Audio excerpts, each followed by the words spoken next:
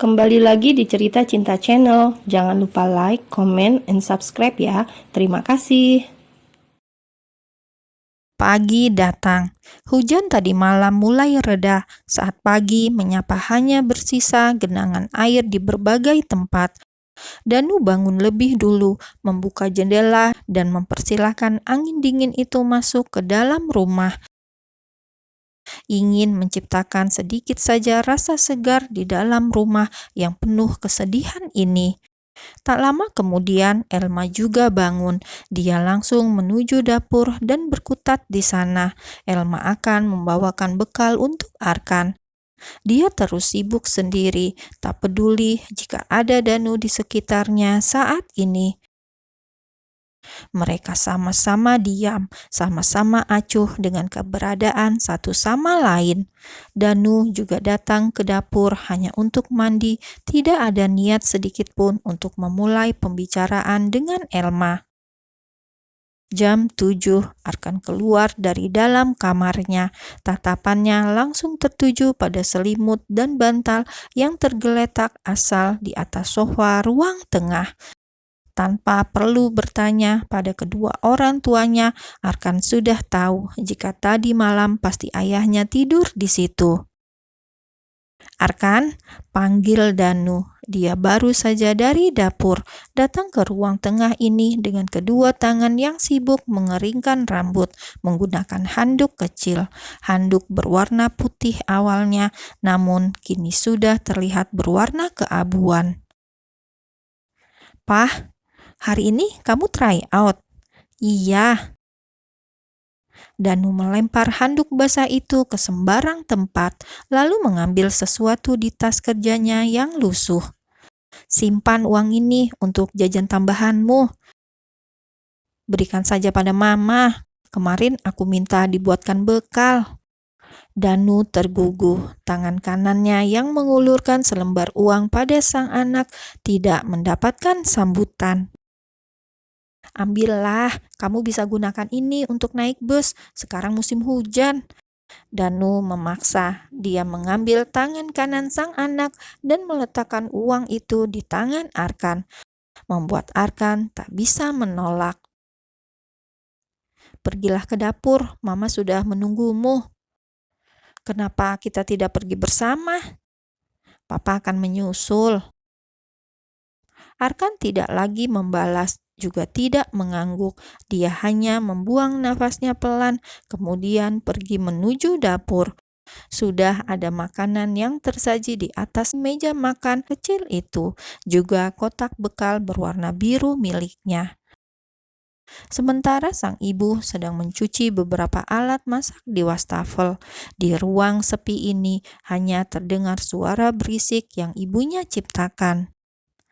"Mah," panggil Arkan, membuat Elma langsung menoleh, berusaha tersenyum di atas bibirnya yang kaku.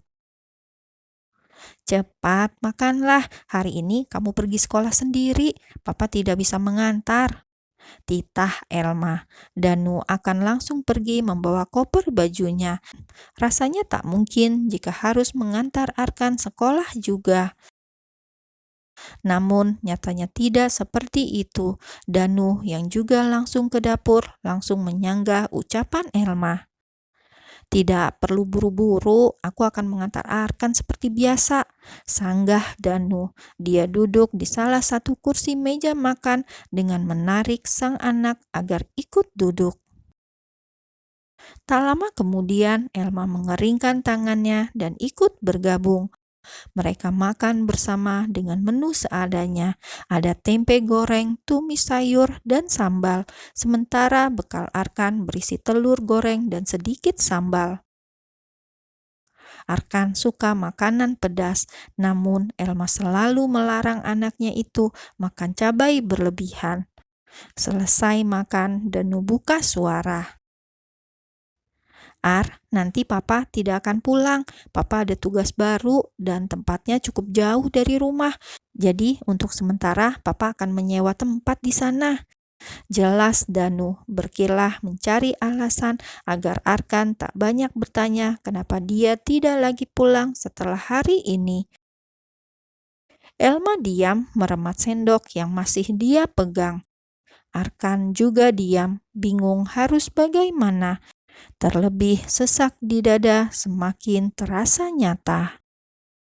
"Sebaiknya kalian segera pergi, jangan sampai Arkan telat," ucap Elma tiba-tiba dengan suaranya yang tinggi. Andai dia bicara pelan, suaranya pasti akan terdengar bergetar. Sengaja mengucapkan kata perintah untuk mengakhiri ucapan Danu yang akan kembali menorehkan luka untuk dia dan Arkan. Elma juga tidak ingin sang anak punya kesempatan bicara, apalagi sampai bertanya banyak.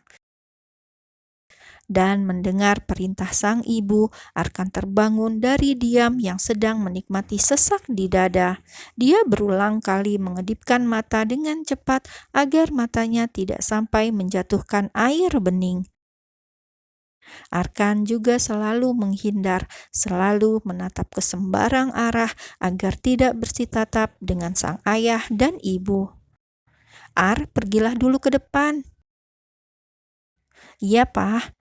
Buru-buru Arkan pergi. Cukup tahu jika sang ayah ingin bicara berdua dengan sang ibu. Dan setelah Arkan pergi dari dapur, Danu merogoh kantong celananya, memberikan Elma beberapa lembar uang di atas meja. "Untukmu," ucap Danu singkat. Sementara Elma tak menanggapi apapun. Andai dia kembali buka suara, pasti hanya akan ada perdebatan yang tercipta. Dan melihat Elma yang hanya diam, Danu pun memutuskan untuk langsung pergi. Elma membatu. Dia tetap duduk di sana dengan air mata yang kembali mengalir semena-mena. Air mata yang jadi semakin deras saat dia mendengar suara motor Danu mulai menyala setelah beberapa kali dicoba untuk menghidupkan. Elma menahan diri untuk tetap di sini. Dia tak ingin melihat kepergian Danu. Dan saat suara motor itu mulai menjauh, tangis diam Elma berubah jadi tangis yang pecah. Dia menatap nanar uang di atas meja. Uang yang selalu cukup untuk keperluan rumah dan Danu. Andai hari ini makan enak, maka besok mereka harus berhemat. Elma terus menangis sampai air mata itu rasanya habis. Sementara di luar sana, Danu terus melajukan motornya hingga tiba di sekolahan sang anak. Mereka berhenti tepat di gerbang utama sekolah ini. Danu melepas helmnya dan melihat sang anak yang mulai turun. "Aku pergi, Pak," pamit Arkan, dan Danu mengangguk. Hubungan mereka memang tidak terlalu dekat. Tak ada banyak percakapan yang tercipta andai hanya mereka berdua. Arkan pun mulai berbalik dan masuk ke dalam sekolah. Sementara Danu tetap di sana, terus melihat punggung sang anak hingga benar-benar menghilang dari pandangan. Danu menarik nafasnya berat, lalu membuangnya kasar sekali. "Maafkan Papa, maafkan Papa," batin Danu. Dia sangat menyesalkan semuanya berakhir seperti ini. Tapi ini adalah keputusannya bersama dengan Elma, keputusan untuk berpisah dan mencari bahagia masing-masing. Mereka mengambil keputusan ini juga demi Arkan. Danu yakin tanpa ada tekanan dari semua rasa curiga Elma, dia akan bisa bahagiakan Arkan. Mencari uang sebanyak-banyaknya untuk memastikan pendidikan sang anak sampai ke jenjang yang lebih tinggi dibanding dia yang hanya lulusan SMA. Lagi, Danu menarik dan membuang nafasnya dengan kasar, lalu kembali memakai helm dan melanjutkan perjalanan. Dia tidak akan menyewa rumah. Danu akan menginap di rumah salah satu sahabatnya, Bayu. Semalam dia sudah mengatakan niatnya itu pada sang sahabat dan Bayu pun mengizinkan. Saat berhenti di lampu merah, Danu melihat jam kulit lawas di tangan kirinya. Waktu nyaris menunjukkan jam 8 pagi. Astaga, aku bisa telat kalau ke rumah Bayu lebih dulu. Lebih baik aku langsung datang ke kantor, gumamnya dengan cemas. Lantas saat lampu berubah hijau, Danu segera melaju dengan kecepatan tinggi. Sesekali tangan kirinya sibuk mengatur koper di depan agar tidak jatuh.